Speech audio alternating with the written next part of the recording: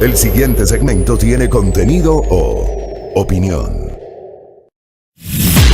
La entrevista en A Primera Hora. Analizamos los hechos del momento junto a sus protagonistas. Muy bien, 7:37, 7:38 ya en la mañana.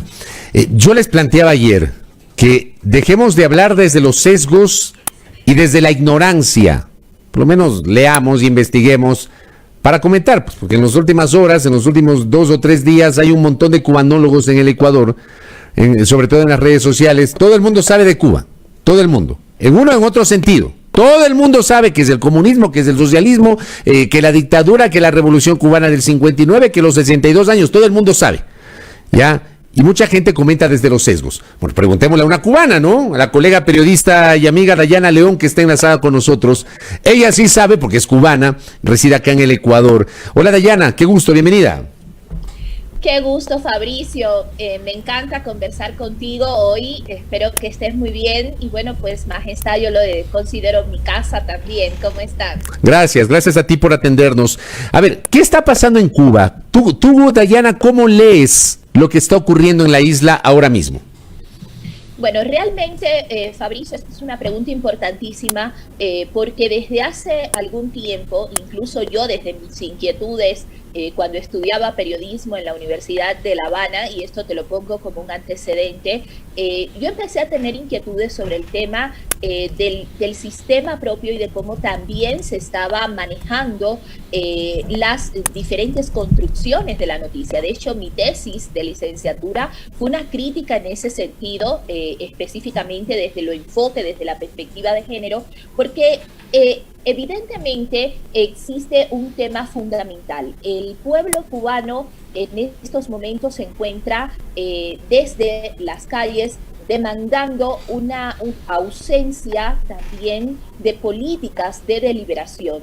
El gobierno no ha sabido cómo canalizar las demandas del pueblo y eso se traduce efectivamente en estas manifestaciones que iniciaron también con un detonante importante. Recordemos que desde la historia de Cuba hemos tenido momentos fundamentales desde los artistas. Como ustedes pueden ver, la canción Patria y Vida, que es la que había también cantado gente de Zona, de Semer Bueno, decía justamente que te invita a caminar por mis solares para demostrarte de qué sirven, por ejemplo, tus ideales. Y esto se conecta con un tema fundamental porque el tema de la democracia, que no es la primera vez que debemos analizarlo, ¿no? Es un sistema que tiene que cambiar en la isla. Cuba debe dejar atrás un sistema en el cual no existan las garantías ni los mecanismos para la democratización y para la canalización también de las demandas del pueblo. Yo creo que existió un debate, Fabricio, no hace mucho cuando se desarrollaba el Congreso del partido y efectivamente se decía que si la salida de Raúl Castro iba a ser o no un fin en este contexto. A mí me preguntaron varios medios sobre esto y yo justamente dije que Cuba no estaba todavía preparada para dejar atrás cada uno de estos temas, para salir de la crisis más allá de estos temas económicos que son efectivamente sustanciales. Yo creo que Cuba, para salir de esta crisis, tiene que empezar con un importante diálogo democrático que nos integre a todas y a todos los cubanos. Yo efectivamente, hay un primer factor que es el peso histórico de lo que en su momento había significado la Revolución Cubana y la consolidación en ese entonces de un sistema en todos los poderes del gobierno que había posibilitado la creación de unas estructuras absolutamente muy fuertes que responden a una misma línea política alineada, por ejemplo, al buró político, al comité central del partido, a la asamblea y a todas las dependencias en las provincias. Un segundo tema, Fabricio, que me parece importante es que Cuba no tiene, como sucede con otros países como Ecuador, una arquitectura institucional de organismos electorales como parte de un poder independiente de las decisiones de un presidente o de un jefe de Estado o de un titular del Partido Comunista. Y esto ha dificultado que las elecciones se basen en los principios de integridad que siempre son necesarios en sociedades democráticas. Por tanto, el paso a una real democracia todavía también sigue siendo un mito en la isla. Nosotros no elegimos presidente directamente. Nosotros primero hacemos un proceso de votación para diputados y a su vez le damos el poder para que ellos elijan. Y es realmente un proceso que efectivamente debe revisarse. Lo tercero es que estamos en un país, tenemos un país en medio de una crisis sanitaria y por eso empezó el tema de SOS Cuba, SOS Cuba, desde diferentes ámbitos para llevar a Cuba mascarillas. Aquí mismo en Ecuador hicieron una campaña para que donemos temas de jeringuillas, temas de diferentes insumos para llegar a Cuba. Y claro, un país en medio de una crisis sanitaria, económica, con un bloqueo también económico, que de eso pudiéramos profundizar más adelante, y una movilidad inter e intraclasista que se profundizó en la década de los 90 durante el periodo especial. Dayana, Dayana, déjame transmitirte un mensaje de uno de nuestros oyentes, que creo que es interesante. Dice: todos hablan de la crisis cubana, nadie se refiere a los logros de la revolución en medicina y educación, peor aún al bloqueo económico. ¿Qué lectura le da Dayana León a este comentario que hace uno de nuestros oyentes? Bueno, realmente, Fabricio, y a eso iba como uno de los factores fundamentales, porque Cuba no solo es que tiene una crisis en materia en democracia, como todo el mundo ahora habla, o sea, ahora todo el mundo opina alrededor de esto, pero el tema del bloqueo económico sí es fundamental señalarlo. Y yo quiero, Fabricio, que revisemos el pronunciamiento reciente en junio del 2021, o sea, no hace ni un mes, de la Asamblea General de las Naciones Unidas, que se pronunció con respecto al tema del bloqueo económico de los Estados Unidos a Cuba. Y claro, la Asamblea General de las Naciones Unidas, con 184 votos a favor, existieron 2 votos en contra, que fueron de Estados Unidos y Israel. Qué raro. Y existieron, exacto, Israel, y existieron 3 abstenciones que eran, pues, no, de Ucrania, era de Brasil y era de Colombia. Entonces, estas 3 abstenciones, pero existieron 184 votos a favor para rechazar el embargo económico que existe. O sea, existieron varios elementos en el caso del bloqueo económico que viene en Cuba desde la década de los años 60, después de que en 1959 pues existe el triunfo de la Revolución Cubana, inicia un bloqueo económico donde no se puede desarrollar de manera efectiva los lazos comerciales y financieros a lo largo de todo el mundo. Entonces, esto ha provocado no solo una crisis económica, me parece importante la pregunta que hacen, porque el bloqueo económico, y estamos viendo, ojo, no es que se está oponiendo los países que decimos tradicionalmente como Argentina, como Bolivia o como otros países en el mundo, ¿no? Se opusieron al bloqueo económico 184, o sea, eso no es que sea un tema menor de analizar, y por eso yo agradezco mucho también pues la pregunta de uno de los seguidores en el programa. Correcto. Ahora, ¿es tan sencillo como si se elimina el bloqueo, Cuba va a salir adelante? ¿Es tan simplista el concepto o no, Dayana?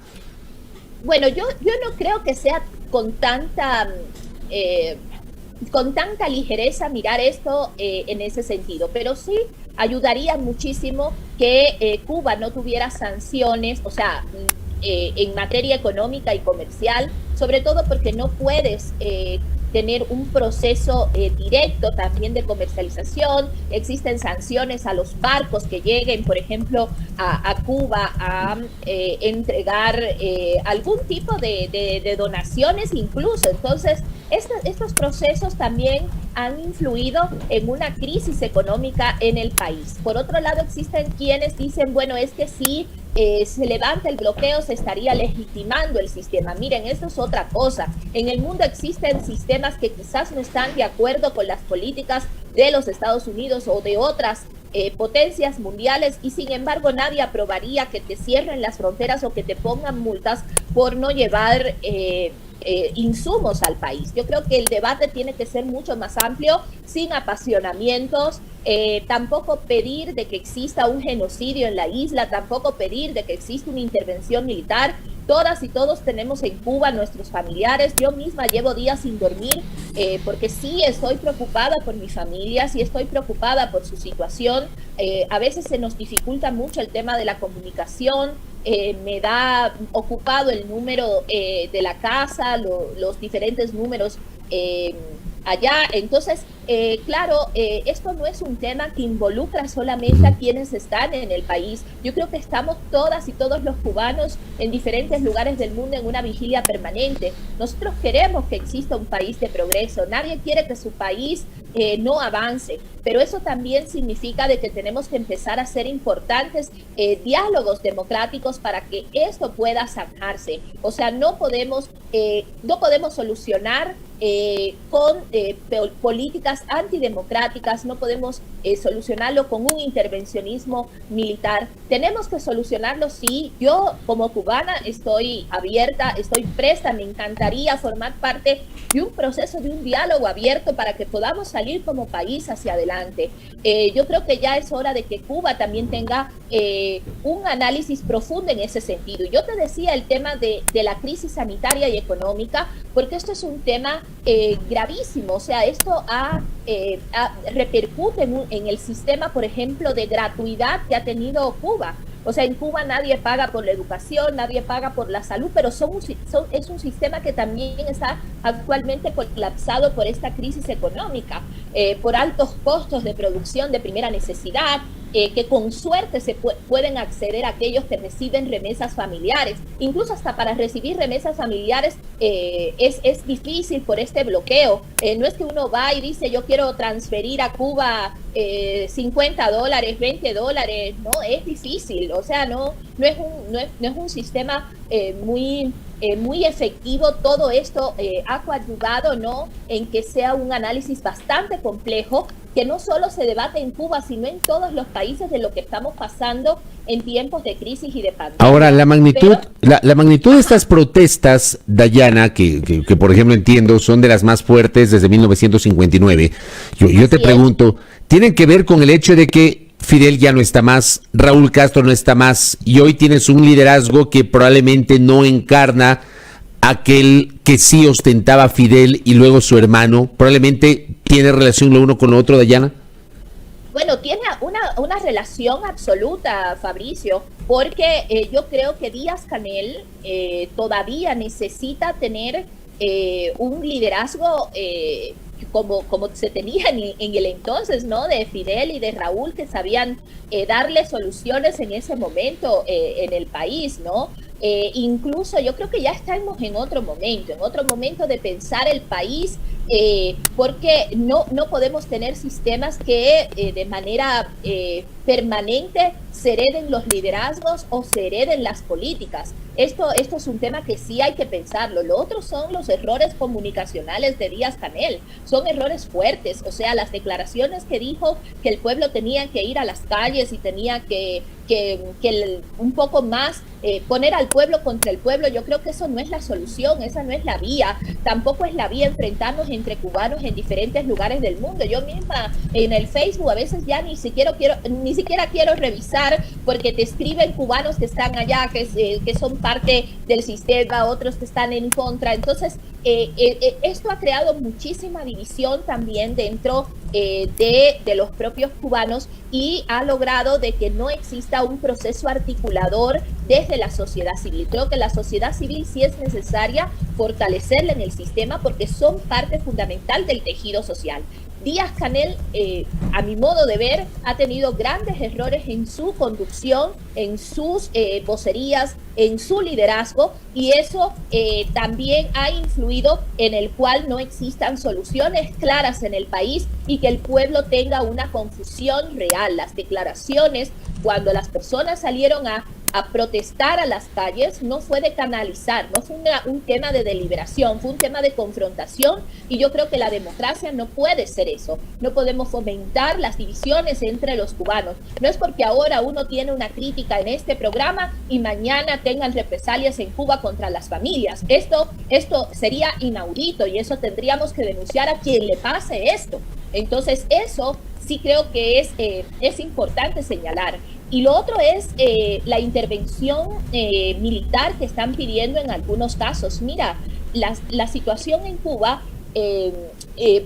tenemos que tener muy presente el concepto de soberanía que tiene Cuba, ¿no? Y desde la posibilidad que se habla de este intervencionismo político y militar, los cubanos tenemos muy presentes, como te decía, el concepto de soberanía. Lo tenemos en hechos históricos importantes en la historia. Por ejemplo, mientras hablaban de una posibilidad de corriente anexionista a los Estados Unidos, cuando Cuba era colonia de España, ya se estaban organizando en lo que se conoció como un proceso independentista que inició el 10 de octubre de 1868 en la de Majagua. Y claro, posteriormente existió un proceso también revolucionario de rechazo a las intervenciones norteamericanas.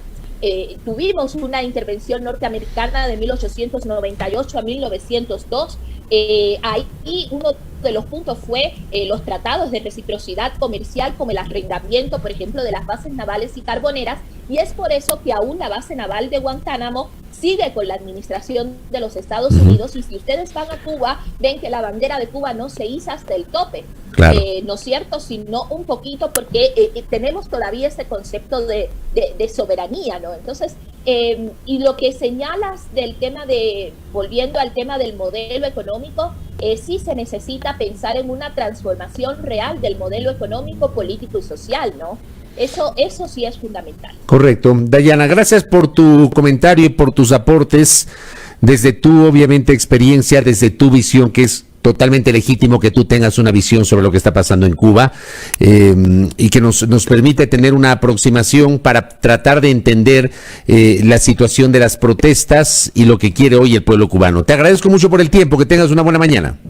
Muchísimas gracias, Fabricio, y esperemos que esto se solucione, y esperemos que todos los cubanos en unidad, desde cualquier lugar del mundo, podamos continuar. Hay cosas impensables, Fabricio. Yo quiero concluir con algo. La gente a veces en las redes sociales nos ataca muchísimo por el hecho de ser cubanas, a muchas de las colegas, y nadie sabe lo que vivimos. Por ejemplo, mi madre trabajó más de 40 años siendo docente universitaria, con una jubilación, y por estar más de 2 años aquí, perder los derechos en Cuba, mi madre no tiene su jubilación. Una mujer profesional, por políticas también que en Cuba mismo deben cambiar. O sea, aquí mientras las personas pueden gozar de su jubilación en cualquier lugar del mundo, por ejemplo, mi madre no lo puede hacer.